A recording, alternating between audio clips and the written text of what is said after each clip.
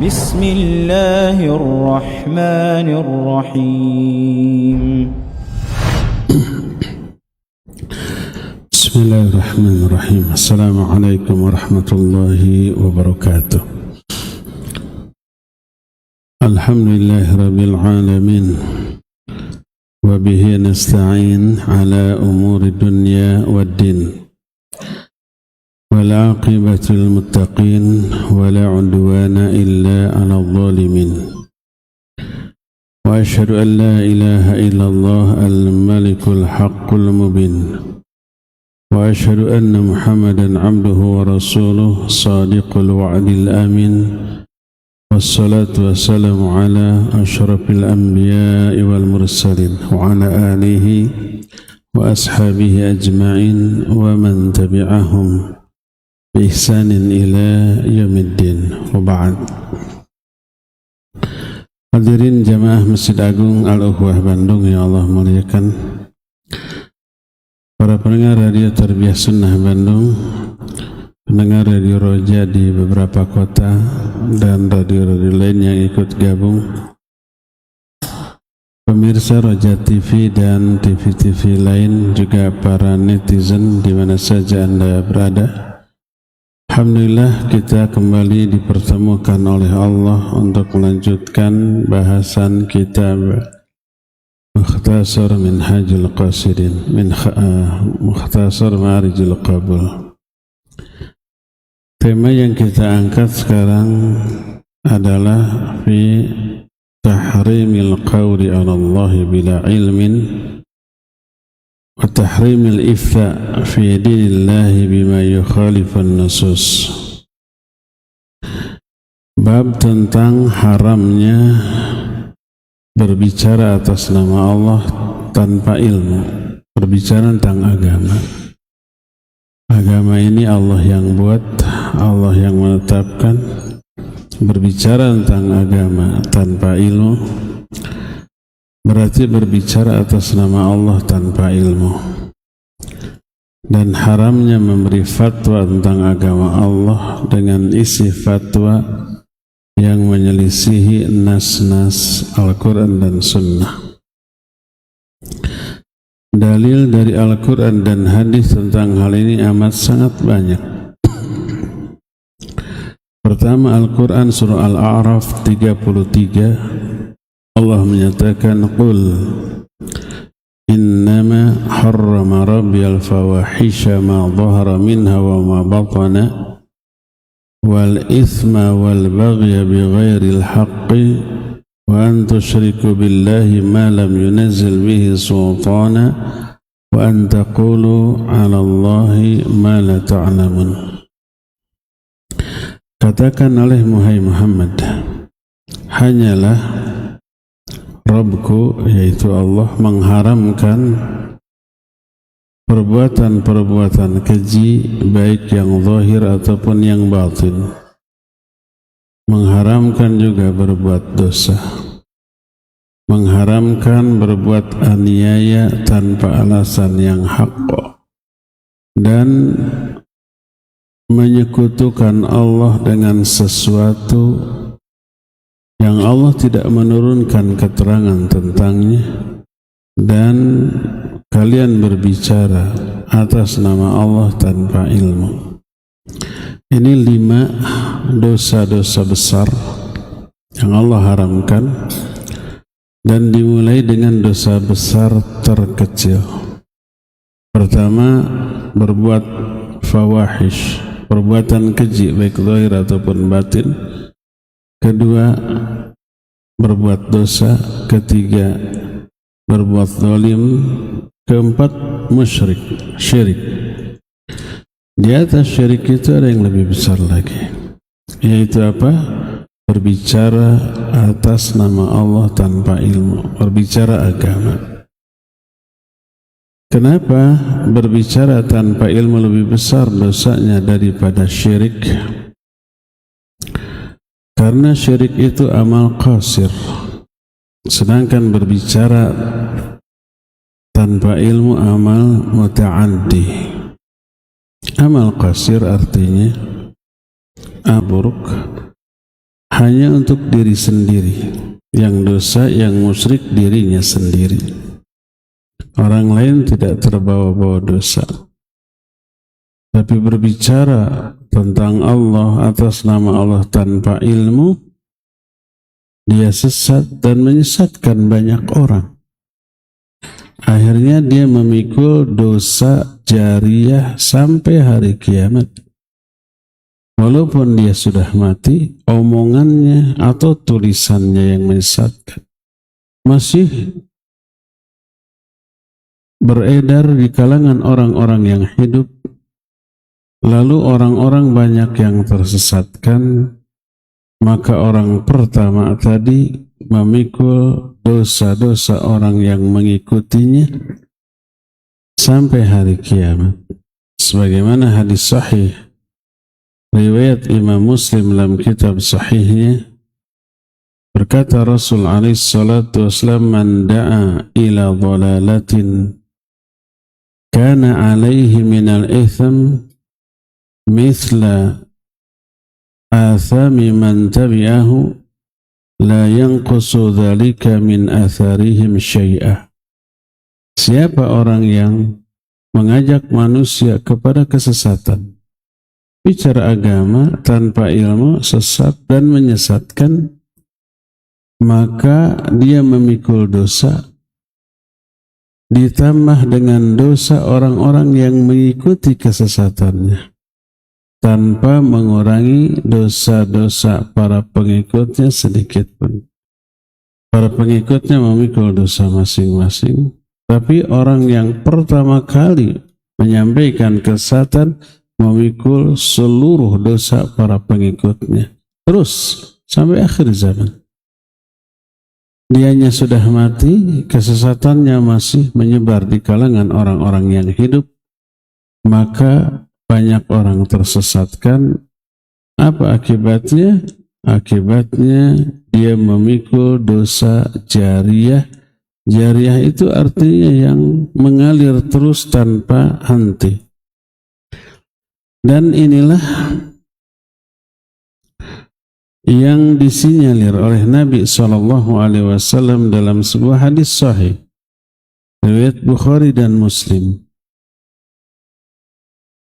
Rasul SAW bersabda, Inna Allah la yaqbidul ilma intiza'an yantazi'u minan nas, walakin yaqbiduhu biqadbil ulama, hatta idha lam yabqa aliman, hatta idza lam yubqi aliman wattakhadha an-nasu ru'asa'a juhala fasu'ilu faftau bighairi ilmin fadhallu wa adhallu. Sesungguhnya Allah tidak akan mencabut ilmu dari manusia dengan mencabut ilmu itu begitu saja dari kepala orang-orang. Enggak. Jadi tidak menjadi bagian dari sunnatullah, ilmu dicabut dengan cara dilupakannya orang-orang berilmu begitu saja, terlebih dari para ulama yang saleh. Tapi Allah mencabut ilmu dengan mewafatkan para ulama, diwafatkan, ilmunya terbawa, sehingga tidak lagi tersisa satu pun yang berilmu.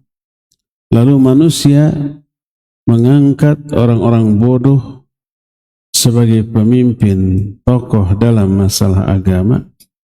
Lalu mereka ditanya, mereka menjawab tanpa ilmu, mereka sesat dan menyesatkan.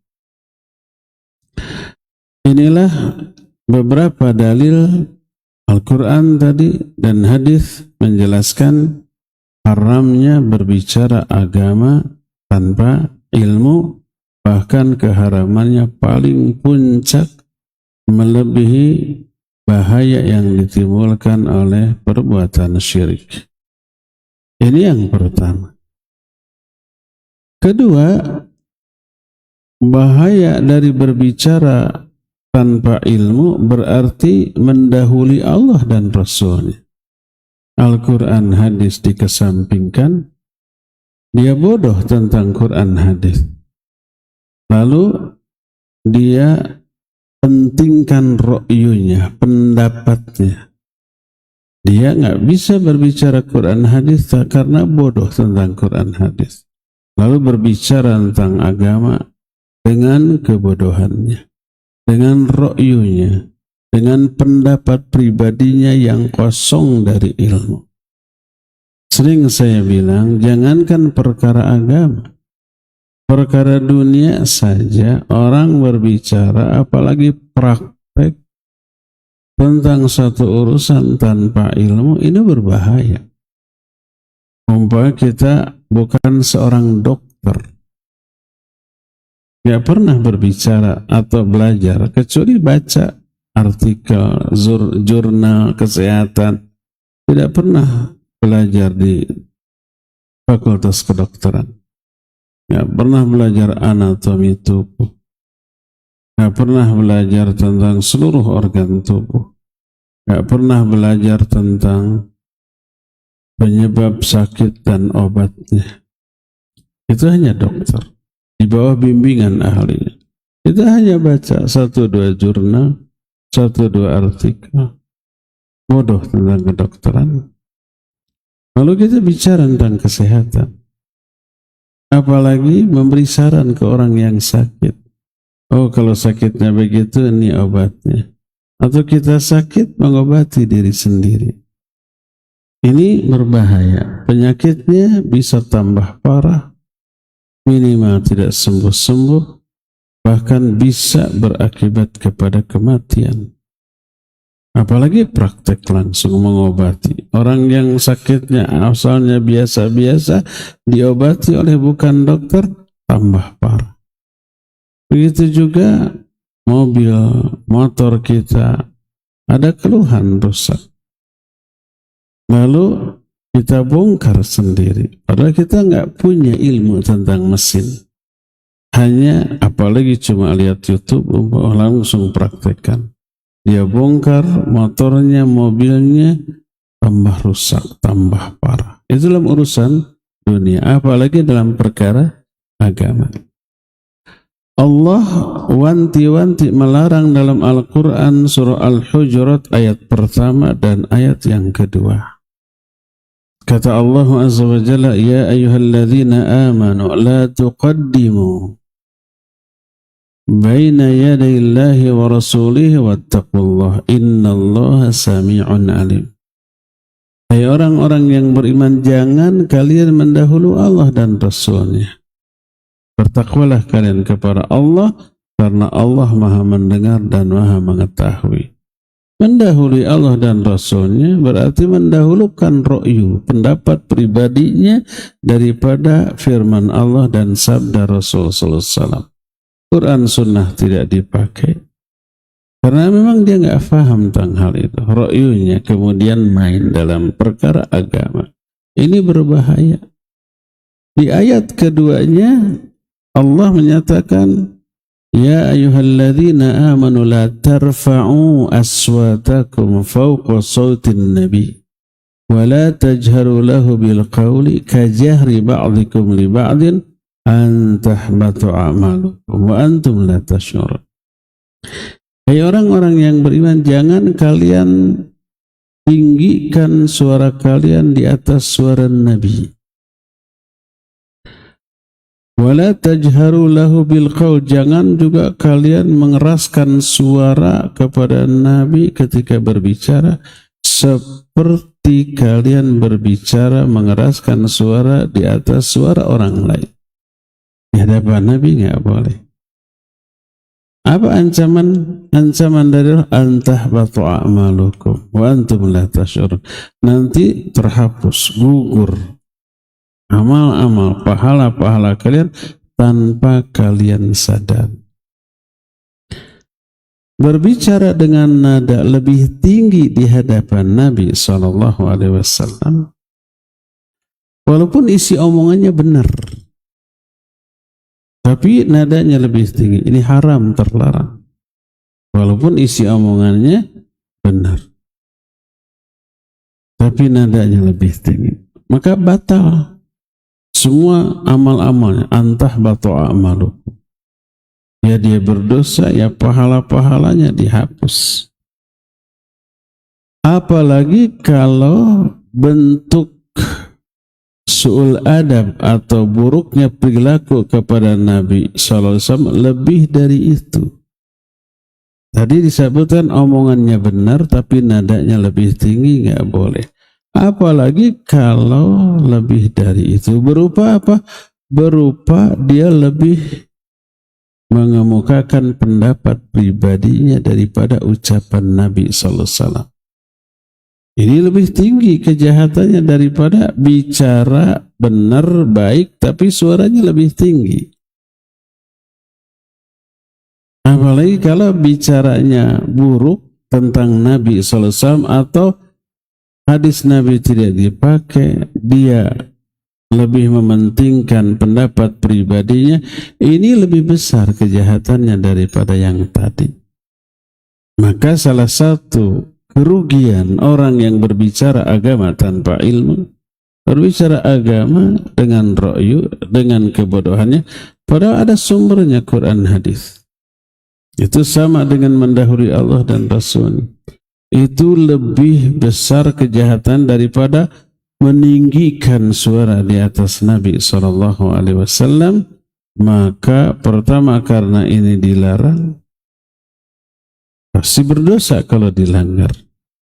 Kedua, antahbatu a'malukum wa antum la tash'urun, maka gugurlah, terhapuslah amal-amal kalian tanpa kalian sadari. Termasuk kesalahan akibat berbicara atas nama Allah tanpa ilmu itu dianggap sebagai orang yang berdusta atas nama Allah Azza wa Jalla. Dusta itu berbicara yang yukhaliful waqi, yang menyimpang dari realita, dari kebenaran. Terus karena ini masalah agama, mengatasnamakan Allah Azza wa Jalla. Maka setiap kali orang berbicara tentang agama Allah tapi tidak bersumber dari Al-Quran dan As-Sunnah, sehingga yang halal diharamkan, yang haram dihalalkan, berarti orang itu berdusta atas nama Allah Azza wa Jalla. Sebagaimana dalam surah An-Nahl 116, Allah Azza wa Jalla menyatakan, وَلَا تَقُولُوا لِمَا تَصِفُ أَلْسِنَتُكُمُ الْكَذِبَ هَذَا حَلَالٌ وَهَذَا حَرَامٌ لِتَفْتَرُوا عَلَى اللَّهِ الْكَذِبَ إِنَّ الَّذِينَ يَفْتَرُونَ عَلَى اللَّهِ الْكَذِبَ لَا يُفْلِحُونَ. Kata Allah, janganlah kalian berbicara dengan lisan-lisan kalian berupa kedustaan. Ini halal, ini haram, karena mengada-adakan kedustaan atas nama Allah. Sesungguhnya orang-orang yang berdusta atas nama Allah, mereka itu tidak akan bahagia dunia sampai ke akhirat nanti. Dan berkata muallif rahimahullahu ta'ala, siapa orang yang berbicara atas nama Allah tanpa ilmu, sama dengan menghukum dengan hukum yang tidak Allah turunkan.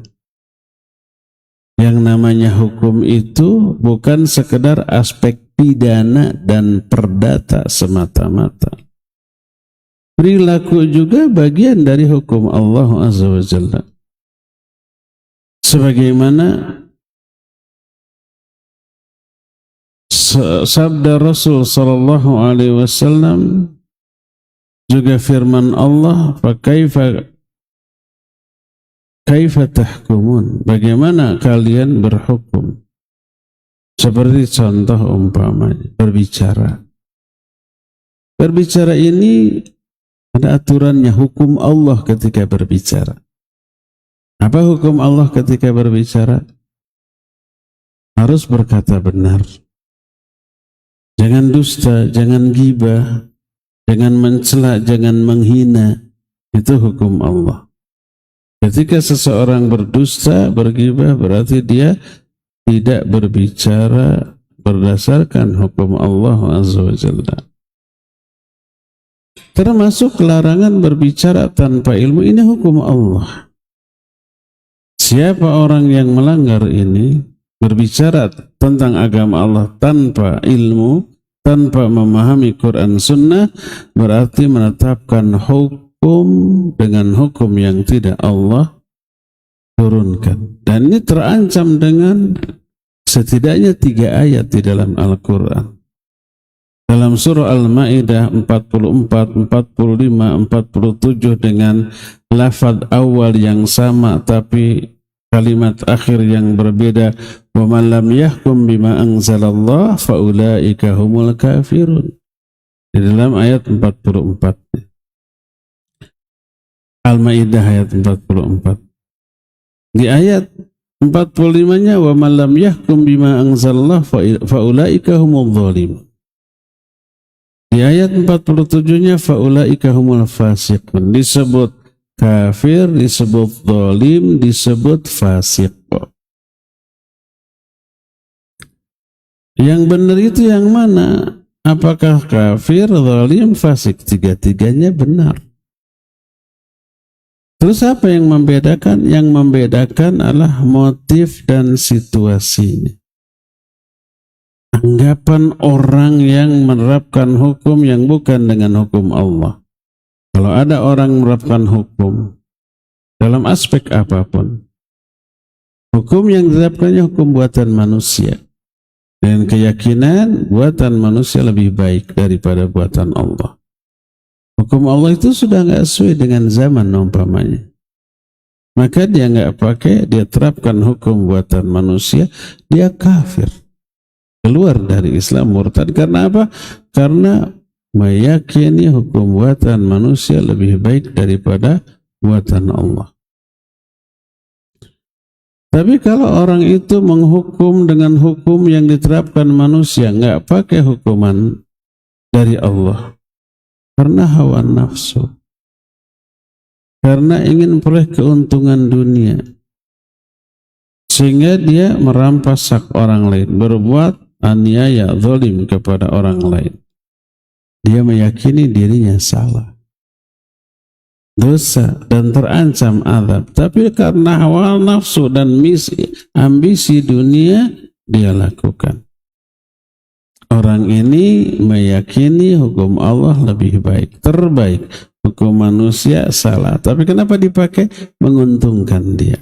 Sehingga merampas, mengambil hak orang lain. Dia tetap muslim, tapi muslim yang zalim. Inilah yang disebut wa man lam yahkum bima anzalallahu fa ulaika humul zalimun. Zalim dia. Tidak kafir, tidak, karena dia masih meyakini hukum Allah terbaik. Dia merasa dosa dengan hal itu. Demikian juga kalau umpamanya orang menghukum dengan hukum yang bukan Allah turunkan, dengan keyakinan hukum Allah terbaik, hukum manusia jelek, tapi dia lakukan karena umpamanya kedengkian kepada sesama atau karena motivasi lain yang sifatnya duniawi, dia bisa fasik, dia bisa zalim. Adapun kalau orang menetapkan hukum buatan manusia karena keyakinan manusia itu hukum buatan Allah benar, hukum buatan manusia salah, keliru, tapi terpaksa dia lakukan. Demi apa? Demi kemaslahatan. Maslahat untuk kondisi di tempat dia berkuasa. Kalau langsung diterapkan hukum Allah, banyak terjadi kekacauan karena orang belum siap. Dengan maksud bertahap, diperbaiki sedikit demi sedikit. Maka dia tidak kafir, tidak zalim, tidak fasik. Dia muslim. Ada nggak di zaman Nabi SAW penguasa yang begini? Dia Muslim tapi tidak menerapkan hukum Allah. Ada. Namanya Kaisar Najasyi, penguasa Habsyi. Dia Muslim tapi menyembunyikan keislamannya. Rakyatnya umumnya tidak tahu bahwa dia Muslim. Umumnya Nasrani. Nah, dia sembunyikan keislaman. Kalau dia diumumkan masuk Islam, bakal terjadi kegoncangan di negaranya. Makanya kata Syekhul Islam, kadang dia tidak sholat dan tidak saum Ramadan karena harus menerima delegasi tamu dari luar negeri dia. Dia sholatnya sendirian di kamarnya. Dia penguasa Muslim dan tidak menerapkan hukum Allah dalam kekuasaan. Ketika raja ini mati, Nabi SAW diberitahu oleh Allah di Madinah, kan jauh jaraknya. Habsyi di Afrika, ini di Madinah. Apa kata Nabi SAW? Diumumkan, matal yauma akhukum saleh. Dalam riwayat lain, matal yauma Abdullahi saleh. Pada hari ini telah mewafat saudara kalian yang saleh. Disebut saleh, hamba Allah yang saleh. Fasallu alaihi, salatkan oleh kalian. Lalu Nabi SAW mensalatkan jenazah Habsyi ini, Najasyi ini secara gaib, melakukan salat gaib. Orang ini tidak kafir, orang Muslim berkuasa tapi tidak menerapkan hukum Allah dalam kekuasaan. Oleh Nabi disebut orang saleh. Tidak ditembak dengan ayat dia kafir, karena ada ayat wa malam yahkum bima anzalallah faulaika humul kafir. Enggak ditembak dengan ayat itu. Disebut hamba Allah yang saleh. Karena itulah maka tidak boleh kita memukul rata, menembak penguasa Muslim yang tidak menerapkan hukum Allah, ditembak dengan ayat ini, wa man lam yahkum bima anzalallah faulaika humul kafirun. Akhirnya penguasa Muslim dikafirkan hanya karena tidak menerapkan hukum Allah dalam kepemimpinan. Kenapa tidak diambil faulaika humul zalimun, faulaika humul fasikun? Kenapa yang paling ekstrim gitu? Itu pertama. Kedua, ayat ini bukan sekedar untuk penguasa, tapi untuk setiap individu orang. Huruf man wa man lam yakum, man di sana disebut nakir. Siapa yang tidak menerapkan hukum? Siapa ini? Siapa aja, bisa penguasa, bisa rakyat. Termasuk ketika rakyat mensikapi penguasa yang zalim, ada hukum Allah di sana. Kalau ternyata hukum Allah tidak diterapkan, sama tertembak dengan ayat itu tuh. Nabi SAW menjelaskan hukum Allah tentang penguasa yang zalim. Bagaimana sikap kalian sebagai rakyat? Isbiru hatta talaqani fil haud. Sabar kamu sampai kamu menemui aku di haud. Sampai sahabat menyatakan, wa in kanu yadrimunana ala zuhurina, walaupun mereka itu memukuli punggung-punggung kami, terus mereka mengambil, merampas harta-harta kami. Apa kata Nabi SAW? Isbiru hatta talaqawni fil mahid. Sabar kamu sampai kamu menemui aku di haud. Ini hukum Allah melalui lisan Nabi-Nya SAW. Termasuk umpamanya kita berbicara, ada hukum Allah dalam hal berbicara. Bicaralah baik atau diam. Nggak boleh dusta, nggak boleh gibah. Kita langgar. Kita gibah, melanggar hukum Allah. Kita dusta, melanggar hukum Allah. Berani nggak kita nembak diri kita? Wa man lam yahkum bima anzalallah faulaika humul kafir. Kafir kita. Gak berani tentu saja, ya. Berdusta itu haram, dosa besar, tapi tidak mengeluarkan pelakunya dari Islam, tidak murtad. Tidak boleh orang berdusta, bergibah, menghina, ditembak dengan wa man lam yahkum bima anzalallahu fa ulaika humul kafirun. Kamu tidak menerapkan hukum Allah dalam berbicara, kafir kamu. Berani nggak? Akhirnya setiap dosa pelanggaran divonis kafir, bahaya. Tanya dirinya pernah nggak dusta?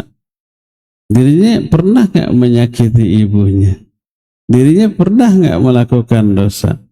Ya pasti pernah, karena nggak ada manusia yang maksum. Berarti ketika berdosa tidak menerapkan hukum Allah dalam perkara tersebut, bisa kufur nanti. Saya pernah dialog dengan takfiri yang menganggap di luar dirinya kafir, pelaku dosa besar kafir. Saya tuntut begitu. Anda pernah berdusta? Ya namanya juga orang lah, kafir. Karena itu hukum Allah yang Anda langgar dalam hal berbicara. Anda pernah berbuat dosa? Ya pastilah. Nah berarti melanggar hukum Allah dalam hal itu, kafir dong. Dia ngahuleng, emang kita semua kafir. Akhirnya ngomong begitu. Putus asa dia. Ya. Itulah kalau berbicara tentang agama Allah tanpa ilmu. Jadi berbicara atas nama Allah, yaitu dalam perkara agama tanpa ilmu, termasuk bentuk berhukum dengan hukum yang tidak Allah turunkan. Maka dia zalim atau fasik. Tidak dianggap kafir selama dia menganggap hukum Allah, aturan Allah terbaik. Kecuali kalau dia menghalalkannya. Kenapa kamu menghina, berdusta, gibah? Halal kok, nggak haram. Terus ada ayat Allah, itu ayat Allah nggak benar. Dia bisa kafir kalau menganggap salah terhadap ayat Allah Subhanahu wa ta'ala. Selain itu, berbicara atas nama Allah tanpa ilmu merupakan perbuatan mengikuti hawa nafsu. Kita kan harus mengikuti Quran Sunnah dalam segala hal. Termasuk dalam perkara yang mubah, ya, karena ada sunnah Nabi dalam perkara yang mubah tersebut. Mau tidur, mau makan, ada sunnah Nabi sallallahu alaihi wasallam. Doanya ada, tata caranya ada. Keluar masuk WC ada sunnah Nabi sallallahu alaihi wasallam. Keluar masuk pasar ada adabnya. Naik turun kendaraan ada doa, zikir, ada adabnya. Itu sunnah Nabi alaihi salatu wassalam. Ikuti. Termasuk berbicara, apalagi perkara agama, maka wajib didasarkan pada ilmu. Perkara dunia aja begitu. Saya umpamanya tidak akan berani berbicara tentang masalah kesehatan. Selama ada dokter di sana, kita nggak pernah tahu, yaudah dokter, serahkan ke dokter. Nah, apalagi dalam masalah agama. Berkata Ibnu Abil Izzi Al-Hanafi dalam kitab Syarah Al-Aqidah Al-Tahawiyah, kata beliau, man takallama biduni ilm fa innama yattabi'u hawa. Siapa orang yang berbicara tanpa ilmu, maksud tentang agama, maka hanyalah dia itu mengikuti hawa nafsunya. Lalu dikutip sebuah ayat yang terdapat dalam surah Al-Qasas ayat 50, wa man adhallu mimman ittaba'a hawahu bighairi hudan minallah. Siapa orang yang lebih sesat dibanding orang yang mengikuti hawa nafsunya tanpa ilmu dari Allah, tanpa petunjuk dari Allah. Berbicara tentang suatu tanpa petunjuk dari Allah, tanpa memperhatikan Quran Sunnah dalam hal itu, dia mengikuti hawa nafsu, kata Allah, dia paling sesat. Wa man adhallu, man di sana bermakna nafi. Nafi itu artinya tidak. Wa man adhallu maknanya siapa yang lebih sesat, artinya maksud tidak ada yang lebih sesat. Adhallu dengan memakai isim tafdil. Bahasa kita isim tafdil itu superlatif, terbesar, tertinggi, tersesat.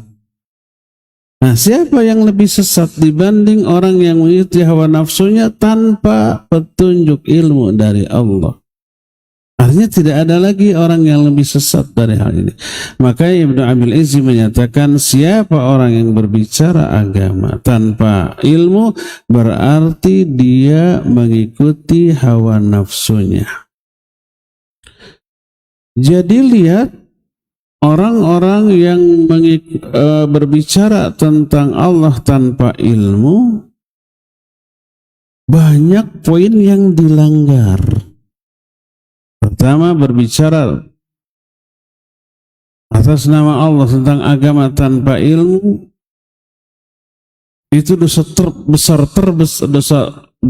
terbesar dibanding 5 atau 4 dosa besar yang lainnya. Kedua, orang yang berbicara tanpa ilmu sama dengan orang mendahului Allah dan Rasulnya. Ketiga, orang yang berbicara agama tanpa ilmu itu, amal-amal baiknya bakal gugur. Antahbatu a'malukum wa antum la tash'urun. Nanti batal amal-amal kalian tanpa kalian sadari.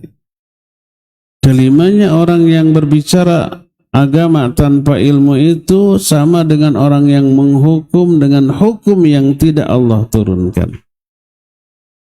Keenamnya, orang yang berbicara agama tanpa ilmu itu, orang tersebut akan memperoleh dosa jariyah. Dosanya mengalir terus sampai hari kiamat walaupun dia sudah mati. Kalau ada amal jariyah, pahala jariyah, pahala yang ngalir terus, ada dosa jariyah juga. Kalau kita mengajarkan ilmu yang baik dan benar, kita mati, ilmu yang masih diamalkan oleh orang yang masih hidup itu pahalanya ngalir terus ke kita sampai kiamat. Begitu juga kalau kesesatan, kita mengajarkan kesesatan diamalkan oleh orang, maka ngalir terus dosanya. Kita mati, kesesatannya masih menyebar di kalangan orang yang hidup, mengalir terus, dosa jariyah. Dan itu amat sangat mengerikan, menakutkan. Dan poin yang berikutnya, orang-orang yang berbicara tanpa ilmu itu orang masuk jebakan syaitan laknatullahi alaih. Sebagaimana firman Allah dalam surah Al-Baqarah 169. Kata Allah Azza wa Jalla, innama ya'murukum bisu'i wal fahsya wa an taqulu Allahi ma la ta'lamun. Syaitan, jangan kalian ikuti syaitan, karena syaitan hanya menyuruh kalian kepada 3 hal. Pertama, ya'murukum bisu', menyuruh kalian berbuat keburukan, wal fahsya, berbuat kekejian, wa an taqulu 'ala Allahi ma la ta'lamun, dan menyuruh kalian untuk berbicara atas nama Allah tanpa ilmu. Karena setan tahu berbicara tentang agama tanpa ilmu itu amal muta'addi, amal buruk muta'addi, maksudnya amal buruk yang dampak keburukannya menyebar luas ke banyak orang. Kita lihat betapa dahsyatnya keburukan yang timbul dari berbicara tentang agama tanpa ilmu, maka diharamkan. Itu beberapa ayat, belum hadis. Adapun hadis, diantaranya dalam hadis yang sahih riwayat Imam Bukhari dari Abdullah bin Mas'ud radhiyallahu anhu. Kata Ibnu Mas'ud, kuntu ma'an Nabi sallallahu alaihi wasallam fi harthin bil Madinah wa huwa yatawakkau ala asib. Famarra binafari minal yahud. Faqala ba'dhum salluhu anir ruh.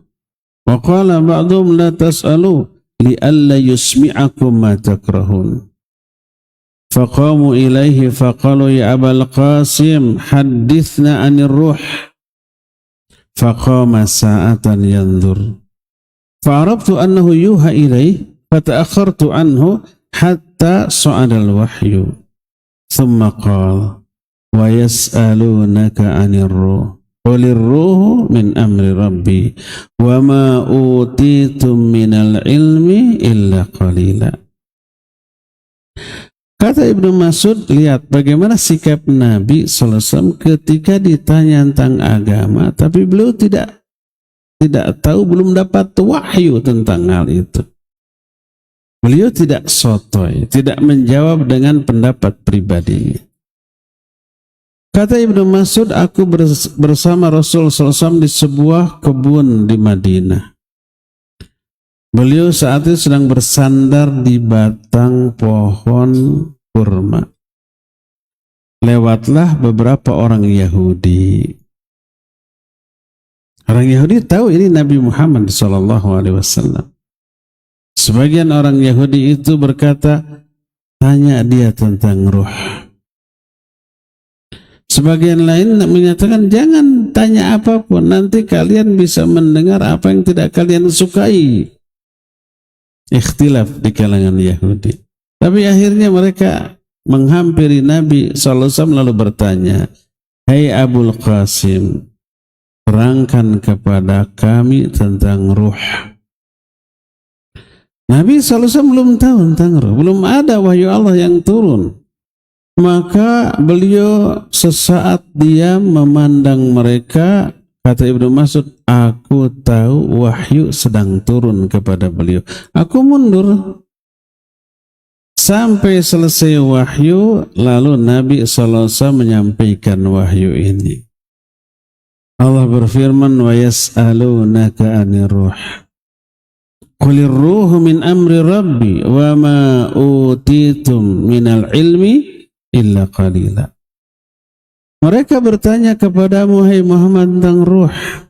Jawab, ruh itu urusan Rabbku, urusan Allah. Dan kalian tidak diberikan ilmu tentang ruh ini kecuali hanya sedikit. Lihat, Nabi SAW tidak langsung menjawab dengan ra'yu atau pendapatnya, tapi menunggu turunnya wahyu. Ini kasus pertama. Kasus keduanya dari Jabir radhiyallahu an. Kata Jabir, maridtu faja'ani Rasulullah sallallahu alaihi wasallam ya'uduni wa Abu Bakr wa huma masyan. Fa'atani wa qad ughmi alayya. Fatawadda'a Rasulullah sallallahu alaihi wasallam thumma sabba wudu'ahu alayya. فقلت يا رسول الله كيف أقضي في مالي كيف أصنع في مالي قال فما أجابني بشيء حتى نزلت آية الميراث. وعلى هذا ترجم البخاري رحمه الله في صحيحه baban ma kana an-nabiy sallallahu alaihi wasallam yus'alu mimma lam yunzal alaihi al-wahyu fayaqulu la adri aw lam yujib hatta yanzil alaihi al-wahyu. Kata Jabir, aku sakit. Datanglah Nabi sallallahu alaihi wasallam menjengukku bersama Abu Bakar, kedua-duanya berjalan kaki. Mereka berdua datang ketika aku pingsan. Lalu beliau berwudu, lalu mengucurkan air wudunya ke wajahku. Lalu aku bertanya, wahai Rasulullah, apa yang harus aku lakukan dengan hartaku? Kalau aku mati, hartaku itu gimana? Maka Nabi pun terdiam. Beliau tidak menjawab sedikit pun. Disebut fama ajabani bisyai'in. Beliau tidak menjawab pertanyaanku sedikit pun. Hatta nazalat ayat al-miras, sampai turun ayat tentang waris. Jadi beliau tidak menjawab dengan ra'yunya sebelum ada wahyu turun. Lalu setelah ayat tentang waris turun, baru disampaikan, dibacakan. Maka Imam Bukhari dalam kitab sahihnya membuat judul bab tentang perkara ini dengan bab makanan nabiyyu sallallahu alaihi wasallam yus'al mimma lam yanzil alaihi wahyu. Perkara yang Nabi ditanya tentang sesuatu yang wahyunya belum turun, fayaqulu la adri. Lalu beliau berkata, aku tidak tahu. Aulam yujib, atau beliau tidak menjawab sampai wahyu itu turun kepada beliau. Lihat betapa Nabi SAW hati-hati ketika ditanya tentang sesuatu yang beliau tidak memperoleh wahyu atau belum turun wahyu kepada beliau. Sebaliknya Imam Bukhari dalam kitab Sahihnya membuat judul bab masih di dalam masalah ini dengan bab ma yudhkaru min dhammir ra'yi wa takallufil qiyas. Bab tercelaknya ra'yu dan memaksa-maksakan diri untuk menerapkan qiyas. Qiyas ini ijtihad yang didasarkan pada ra'yu. Lalu Imam Bukhari mengutip satu ayat yang terdapat dalam surah Al-Isra ayat 36, wala taqfu ma laisa laka bihi ilm. Jangan kamu ikuti sesuatu tanpa ilmu. Ini maknanya jangan bersikap tanpa ilmu, ngomong tanpa ilmu, beramal tanpa ilmu. Lalu di dalam bab ini beliau menyebut hadis. Imam Bukhari menukil satu hadis sahih riwayat Bukhari dan Muslim. Hadisnya diterima dari Abdullah bin Amr bin As radhiyallahu anhuma. Dia berkata, aku mendengar Rasul sallallahu alaihi wasallam bersabda, Inna Allah ta'ala la yanzi'ul ilma ba'da an a'tahumuhu intiza'an walakin yantazi'uhu minhum ma qabdil ulama bi'ilmihim fayabqa nasun juhal yustaftawna fayuftuna bira'ihim fayadhillun wa yudhillun. Sesungguhnya Allah tidak akan mencabut ilmu setelah Allah berikan kepada manusia dengan dicabut begitu saja. Tadinya hafal jadi lupa semua, tadinya pintar jadi blow on. Enggak pernah begitu. Tapi Allah mencabutnya dengan mematikan para ulama, maka hilang beserta ilmunya. Tersisalah manusia-manusia bodoh. Lalu manusia bodoh dimintai fatwa. Mereka berfatwa dengan ra'yunya. Mereka sesat dan menyesatkan. Sahal bin Hunayf, dia pernah berkata, Ya ayuhan nas, ittahimu ra'yakum ala dinikum. Laqad ra'aytuni yawma abi jandal walau astati'u an arudda amra Rasul sallallahu la radadtuhu. Kata Sahal bin Hunayf, wahai manusia, tuduh tu ra'yumu. Salahkan ra'yumu, jangan menyalahkan agamamu. Kalau ra'yu kita memandang ini agama kok aneh ya aturannya. Karena sungguh aku melihat diriku ketika pada hari Abu Jandal, aku hampir membantah Rasul sallallahu alaihi wasallam. Apa kisah Abu Jandal ini berkaitan dengan perjanjian Hudaybiyah. Poin perjanjian Hudaybiyah itu sepintas merugikan kaum muslim. Saat itu Nabi dan para sahabat dari Madinah ke Mekah untuk haji. Lalu mereka berhenti dulu sebelum masuk Mekah di Hudaybiyah. Istirahat, diutus Uthman ke Mekah untuk apa? Bernegosiasi, minta izin masuk untuk haji, bukan untuk perang. Lalu ditahanlah Uthman, dalam arti dialotkan negosiasinya. Mereka nggak berani menyakiti Utsman karena Utsman tokoh Quraisy yang dihormati. Walaupun sudah masuk Islam, masih punya pengaruh. Selama Utsman dialotkan, ditebar isu Utsman sudah dibunuh. Maka Nabi selesai marah, lalu menyeru kepada para sahabat, kita tebus darah Utsman. Ayo bayat. Lalu berbaiat di bawah pohon. Namanya Bai'atul Ridwan. Melihat begitu orang-orang kafir yang memata-matai panik. Wah ini. Akhirnya dilepaslah Utsman. Nggak jadi perangnya. Lalu diutuslah utusan dari Quraisy bernegosiasi. Lahir perjanjian Hudaybiyah. Kasusnya alot tuh. Menyebut ini perjanjian dari Muhammad Rasulullah, diprotes. Kamu bukan Rasulullah menurut kami. Bismillahirrahmanirrahim. Jangan pakai Bismillahirrahmanirrahim, dihapus tuh. Nah isinya adalah pertama Nabi dan para sahabat harus pulang. Nggak boleh masuk haji tahun ini, pulang. Nanti tahun depan boleh. Sudah capek-capek bawa kambing untuk hadiahnya, suruh pulang lagi. Kedua, kalau ada orang Mekah hijrah ke Madinah, masuk Islam pasti hijrah, wajib dikembalikan ke Mekah. Nggak boleh diterima di Madinah. Itu kedua. Ketiga, sebaliknya kalau orang Madinah pindah ke Mekah, murtad berarti kan nggak boleh diambil lagi. Disetujui.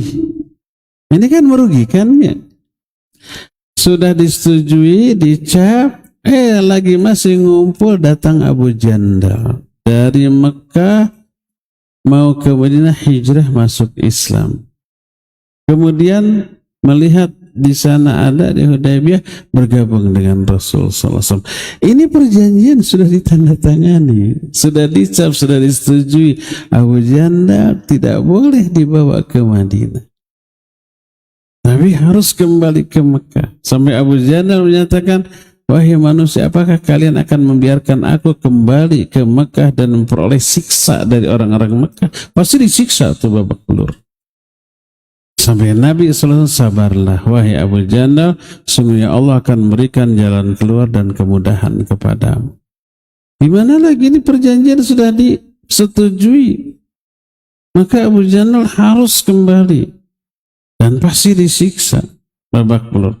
Sampai Umar bin Khattab radhiyallahu an mengebedol Abu Jandal ke tempat yang agak jauh, menyodorkan pedangnya, bawa pedangku ini, supaya kamu nanti kalau diapa-apain melawan. Abu Jandal nggak mau, nggak berani. Dan para sahabat gemes melihat saudaranya yang baru masuk Islam dipukuli di sana, dihajar di sana, di hadapan mereka. Kata Sahal bin Hunayf, aku melihat keputusan ini salah, keliru, dan aku hampir-hampir membantahnya. Padahal keputusan Nabi ini wahyu, berdasarkan wahyu Allah yang turun. Makanya di kemudian hari terbukti bahwa perjanjian ini sangat menguntungkan kaum muslimin. Terbukti di kemudian hari. Awalnya dianggap salah, keliru, sampai mereka unjuk rasa. Unjuk rasanya itu ketika orang kafir Quraisy sudah pulang, mereka masih di sana. Nabi SAW menyuruh, ayo sembelih kambing-kambing kalian. Nggak ada yang nurut. Sampai beliau masuk ke kandangnya, ke kemahnya. Istri yang dibawa saat itu Ummu Salamah radhiyallahu anha melihat bagaimana kesedihan Nabi SAW karena para sahabat tidak nurut. Kata Ummu Salamah, Allah menyertaimu ya Rasulullah. Lakukan apa yang kau lakukan, para sahabat pasti mengikuti. Akhirnya beliau keluar membawa goloknya, diambil kambingnya, kececet. Dia apa? Disembelih. Melihat begitu, para sahabat nggak tega, langsung mereka menyembelih kambing-kambing. Kata Sahal bin Hunayf, kalau aku saat itu hampir-hampir membantah, tapi ternyata di kemudian hari terbukti isi ini menguntungkan bagi kaum muslimin, bagi mereka. Maka kata Sahal bin Hunayf, ayyuhan nas ittahimu ra'yakum ala dinikum. Wahai manusia, tuduh akalmu, tuh ro'yumu, jangan menyalahkan agama. Karena aku melihat pada hari Abu Jandal, aku hampir membantah perkataan Rasul SAW ketika perjanjian Hudaybiyah ini. Ternyata terbukti ini amat sangat menguntungkan. Kita nggak punya waktu membahas di mana keuntungannya. Nanti banyak ya. Dan sebelum setahun para orang-orang kafir sudah banyak melanggar perjanjian. Akhirnya sebelum setahun Nabi dan para sahabat sudah menaklukkan kota Mekah. Lalu terbuktilah ayat yang terdapat dalam surah Al-Fat ayat 27, laqad sadaqallahu rasulahu ru'ya bil haqq la tadkhulunnal masjidil haram insyaallahu aminin. Jadi kaum muslimin masuk Mekah dalam keadaan aman. Tak ada peperangan, tak ada pertumpahan darah. Seluruh penduduk Mekah takluk saat itu, ya. Oleh karena itulah maka sisihkan ra'yu, kedudukan wahyu di atas akal, dan itu didalili oleh banyak ayat dan juga banyak hadis-hadis yang sahih tentang masalah itu. Jadi Nabi SAW tidak berani berbicara tentang sesuatu tanpa ilmu sebelum turunnya wahyu. Termasuk ketika beliau terpojokkan dalam situasi yang membuat beliau itu tersudut. Seperti datang orang-orang Yahudi bertanya tentang Dzulqarnain. Maka kata Rasul sallallahu alaihi wasallam, besok saya akan jawab. Beliau menunggu turunnya wahyu. Besoknya enggak turun. Lusanya enggak turun. Mereka lagi dijanjikan lagi besok, lusa dan seterusnya lagi. Berhari-hari wahyu enggak turun. Sampai disindir pedas. Orang Yahudi membuat syair, di kalangan kami ada orang yang ngaku sebagai nabi. Pas ditanya jawabnya besok lusa, besok lusa. Terpojok kan? Dalam keadaan terpojok seperti itu, turun wahyu, tapi bukan jawaban atas pertanyaan tentang Dzulqarnain, teguran. Dalam surah Al-Kahfi Allah menyatakan, jangan kau berkata inni fa'ilu dzalika ghaddan, aku akan melakukan itu besok. Illa ayyasha Allah, kecuali dengan menyebut insya Allah. Malah ditegur, jangan menjanjikan sesuatu besok kecuali dengan menyebut insya Allah. Malah terdapat teguran seperti ini. Semakin terpojok Nabi SAW. Kebayang kan? Beliau orang yang reputasinya sangat tinggi, mulia, sebagai orang yang tidak pernah ingkar janji, orang yang tidak pernah berdusta. Pokoknya orang kafir pun memuji akhlaknya. Sekarang kenyataannya begitu. Baru setelah itu turun wahyu, yas'alunaka an Dzulqarnain. Surah Al-Kahfi ayat-ayat terakhir itu. Lihat Nabi SAW tidak sotoy, tidak menjawab dengan ra'yunya sebelum wahyu itu turun. Karena agama ini bukan buatan beliau, tapi Allah yang bikin. Beliau hanya mengikuti apa yang diwahyukan. Qul innama ana basyarum mithlukum yuha ilayya.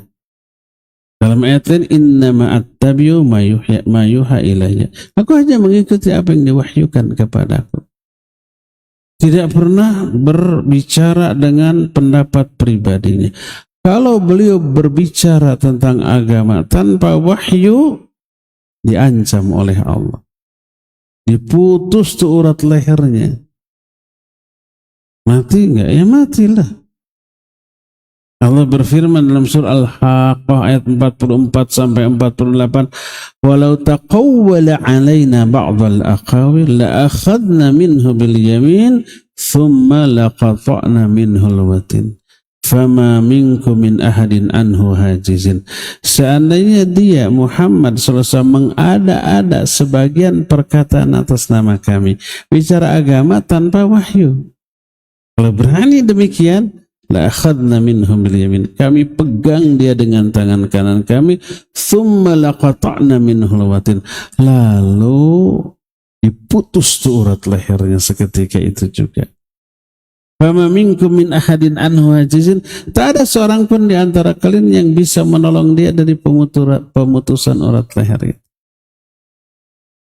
Dari sinilah kita faham kenapa Nabi SAW selalu menunggu wahyu kalau menjawab pertanyaan yang belum diberikan wahyu. Beliau lebih baik menunggu, walaupun selama menunggu diejek, ya itu jauh lebih selamat daripada kepepet lalu memaksakan diri menjawab tanpa ilmu. Itu lebih berbahaya, ya. Lihat bagaimana Allah mengajarkan nabinya untuk selalu berbicara berdasarkan wahyu walaupun dalam kondisi kepepet. Maka semua keterangan tadi ayat dan hadis menjadi dalil yang pasti, yang qat'i tentang haramnya berbicara tentang apapun tanpa ilmu, apalagi tentang agama ini, ya. Dengan ra'yu, dengan hawa nafsu, dengan kebodohan, maka itu terlarang. Ya, demikianlah penjelasan kita tentang hal ini. Insyaallah kita akan lanjut pembicaraan tentang ini di hari Jumat yang akan datang. Sekarang cukup sampai di sini dan kita masuk ke sesi tanya jawab seperti biasa.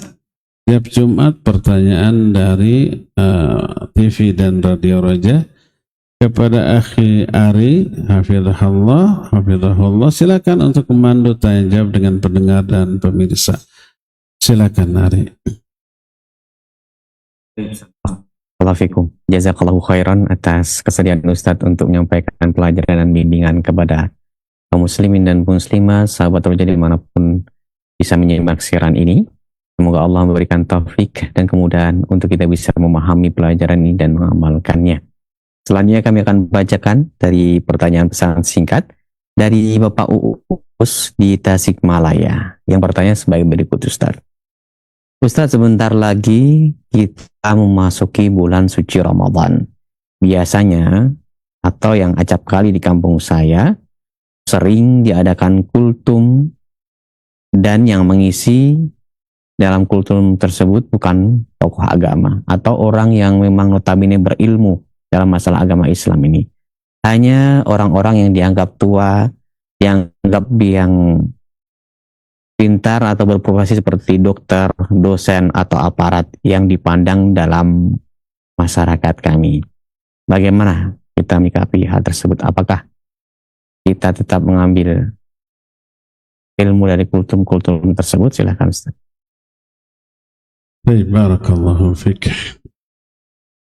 Di bulan Ramadan nanti akan marak kajian-kajian. Itu bagus-bagus saja. Selama kajian ini tidak diselipkan, dikaitkan dengan ibadah tertentu. Tidak dikaitkan dengan tarawih. Setiap sebelum tarawih ada kajian atau tengah-tengah gitu ya. Maka diadakan seperti di momen-momen seperti biasa. Pada subuh, yaitu sunnah.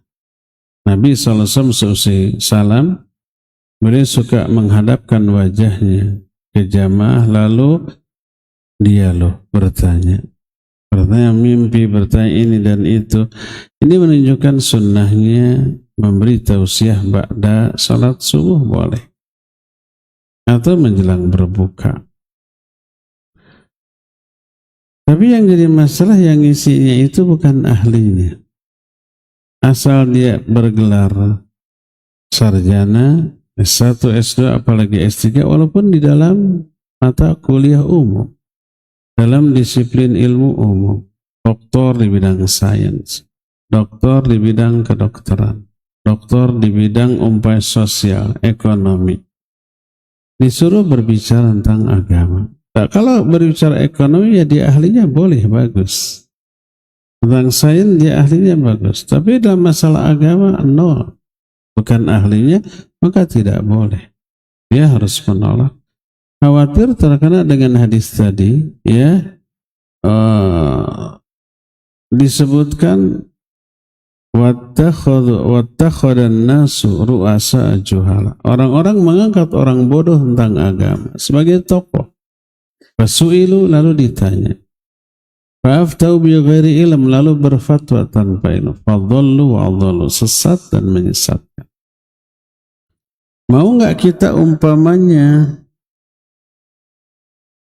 mendengar ceramah ulama tapi tentang sains dan teknologi? Enggak mau, bukan ahli. Mau enggak kita berbicara, mendengar penjelasan seorang dokter spesialis tapi berbicara tentang ekonomi? Enggak mau, itu bukan ahlinya. Dan juga sebaliknya, kalau mereka doktor, profesor doktor umpamanya di bidang ilmu umum tapi bicara masalah agama, ya bukan ahli. Hancur. Sama dengan kita rusak motor mobil, diserahkan bukan ke montir.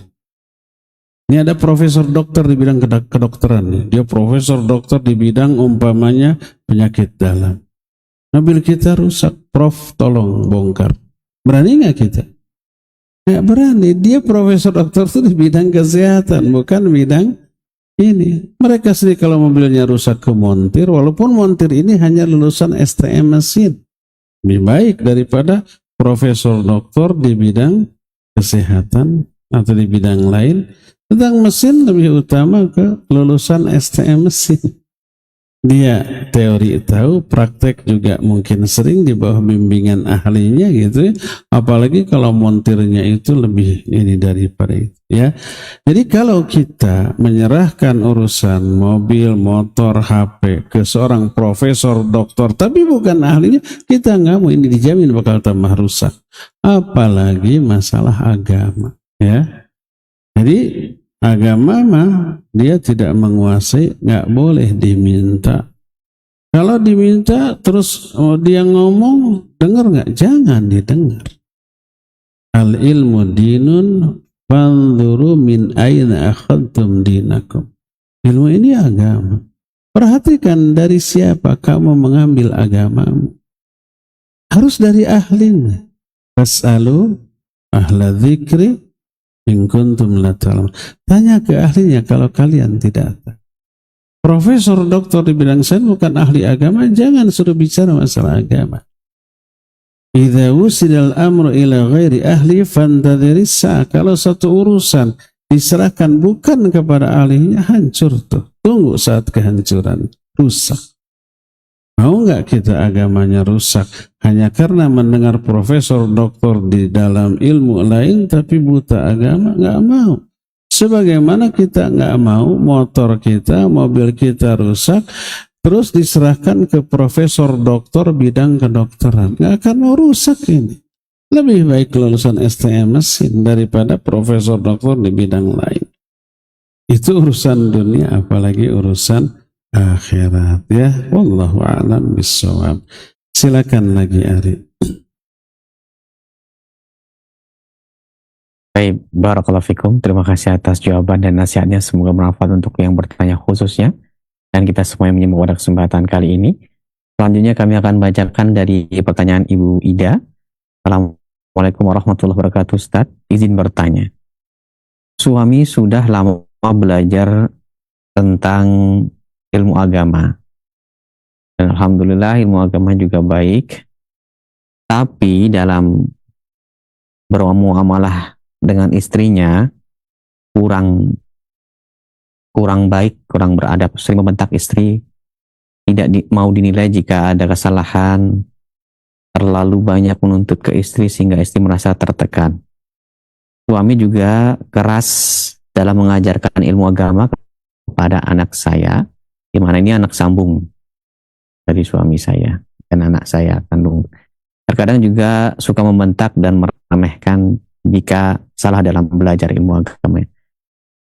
Nah, bagaimana kita menyikapi hal tersebut, Ustadz? Apakah suami termasuk zalim terhadap saya atau tidak? Silahkan. Barakallahu fiik. Ini lebih baik kalau suaminya dengar. Penjelasan ini pentingnya untuk suami, bukan untuk korban dari perilaku suami. Dari sudut pandang istri, yang pertama sabar dalam hal itu ya. Kedua, hindarkan apapun yang bisa memancing emosi suami. Kalau tahu suami itu kasar, keras, gampang marah, hindarkan kemarahan. Taatlah, berbuat baiklah, lakukan kewajiban, penuhi hak-haknya, didik juga anaknya untuk menurut kepada ayahnya untuk menghindari hal itu. Yaitu pertama, sabar dan jangan pancing emosi. Kedua, doakan agar Allah memberi hidayah kepada dia, agar hatinya dilunakkan, dilembutkan. Ketiga, ini yang penting. Tadi kan suaminya rajin belajar agamanya ya. Aneh kalau rajin belajar agama, paham sunnah, tapi perilaku ke istri dan anaknya begitu. Mungkin kurang mendapatkan materi parenting. Bagaimana sikap seorang orang tua kepada anaknya, suami ke istri. Itu penting, mungkin belum dapat. Selama ini yang difahami tauhid, manhaj, tauhid, manhaj, tauhid, manhaj. Di dalam tauhid memang tidak ada toleransi. Dalam manhaj juga. Walaupun lebih longgar kalau dalam masalah manhaj dibanding dalam masalah tauhid. Nah, akhlak parenting itu kurang. Coba ajak untuk ngaji tentang parenting. Kalau ada kajian dengan ustadz tertentu dengan tema parenting, yuk sama-sama hadir. Nah, di materi itu banyak diungkit ayat hadis bagaimana seorang suami, seorang ayah bersikap ke keluarganya. Coba ibu tadi kan pasti punya surat nikah, buka bersama, di sana ada ayat yang dicantumkan. Apa isi ayatnya? Wa'ashiruhunna bil ma'ruf. Perlakukan para wanita, para istri dengan sebaik-baik perlakuan, dengan cara yang ma'ruf. Ini perintah Allah. Kalau ini dilanggar, dikasari, pertama dia melanggar perintah Allah. Dan dosanya pertama kepada Allah. Bukan kepada istri, ke istri ya dosa. Tapi yang pertama ke Allah dulu. Karena Allah perintahkan wa'ashiruhunna bil ma'ruf. Perlakukan istrimu dengan cara yang ma'ruf. Dia langgar. Pertama dosa kepada Allah. Kedua, Nabi SAW berwasiat. Istausu bin nisa'i khaira. Aku wasiatkan kepada kalian untuk berbuat baik. Lemah lembut ke istri kalian. Ini wasiat Rasul SAW. Ini dilanggar. Dosa kepada Rasul sallallahu alaihi wasallam, ya. Ketiganya, ini menjadi kriteria baik buruknya orang itu di mata Allah dan di mata Rasul. Salah satu kriteria baiknya seseorang dilihat sikapnya kepada istri dan anaknya.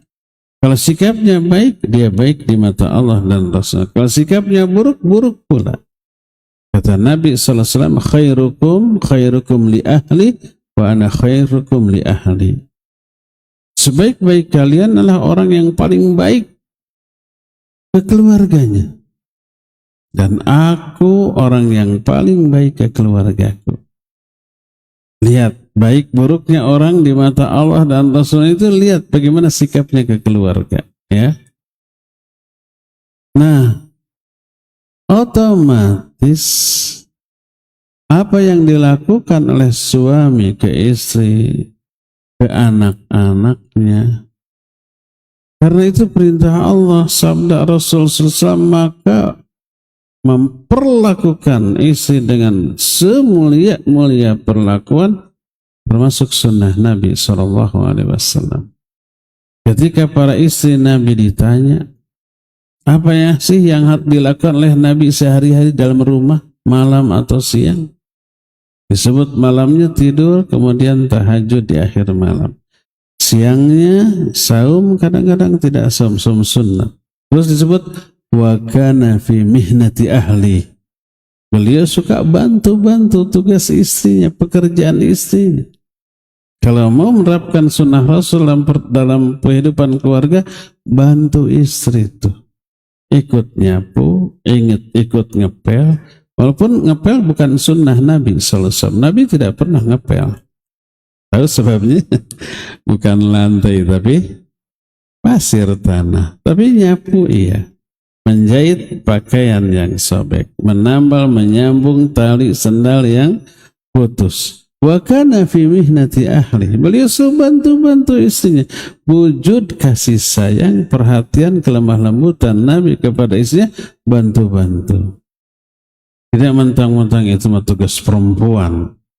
Walaupun santai, tidak ada pekerjaan, kegiatan rileks, dibiarkan. Istrinya ya harus nyapu, ngepel, beres-beres, nyupir, nyuci piring, nyuci baju, masak, ngamandiin anak, nggak dibantu sedikit pun. Ini tidak sesuai dengan sunnah Nabi SAW. Nah, mestinya ikhwan yang sering ngaji itu tahu itu. Kenapa sih pernah dibahas oleh para ustadz yang mereka datangi? Atau ketika ada yang nikah, dengar khutbahnya. Salah satunya pasti dibahas itu kalau saya. Walaupun berkali-kali khutbah nikah gitu ya. Bukan saya yang nikahnya, orang lain. Saya sering ungkit itu. Walaupun mustaminya sama, itu juga. Pasti ada yang berbeda kan. Dan pasti khutbah saya itu pernah terekam. Di YouTube ada nyebar. Tapi saya ulang-ulang lagi. Dimanapun ada yang nikah, saya diminta khutbah, saya tekankan ini. Wajibnya setiap suami berlaku lemah lembut kepada istri dan anak-anak. Karena itu wasiat Rasulullah, itu perintah Allah SWT. Itu kriteria baik buruknya seseorang di mata Allah. Saya ulang-ulang. Mungkin ada di antara mustami yang pernah dengar. Mungkin pernah di pernikahan yang lain atau pernah dengar di YouTube-nya atau di video yang dan yang lainnya, nggak masalah. Diulang berkali-kali untuk mengingatkan. Nah, jadi bawa suami ke kajian yang membahas itu. Semoga itu jadi ilmu. Dan setelah ilmu itu hidayah. Mengundang turunnya hidayah Allah. Setelah dia tahu bahwa berlemah lembut itu, berbuat baik itu perintah Allah, wasiat Rasul SAW, kriteria baik buruknya seorang, maka dia akan tersentuh. Ilmunya akan mentaati Allah. Saya berbuat baik ke istri saya bukan semata-mata istri saya, tapi perintah Allah. Saya berlaku lemah lembut ke istri saya bukan semata-mata istri saya, tapi wasiat Rasul SAW. Minimalnya begitu. Syukur-syukur kalau ya ini orang yang paling saya cintai, paling besar jasanya ke saya, membuat saya ada, membuat saya terhindar dari maksiat. Apalagi Allah perintahkan, Rasul SAW mewasiatkan, lengkap sudah motivasi seorang suami berbuat baik, peduli dan perhatian kepada istrinya sudah. Maka terciptalah suasana rumah tangga yang menyenangkan. Dan itu tanda baiknya atau kebaikan yang ingin Allah berikan kepada satu keluarga. Berkata Nabi SAW, Ya Aisyah irfiqi fa inna allaha idza arada bi ahli baitin khaira adkhala alaihi rifq. Wahai Aisyah, berlaku lemah lembutlah kamu. Karena apabila Allah menginginkan kebaikan kepada sebuah keluarga, Allah masukkan kelemah lembutan kepada mereka. Ya, jadi bawa ngaji supaya Allah memberi hidayah kepada dia untuk berlemah lembut.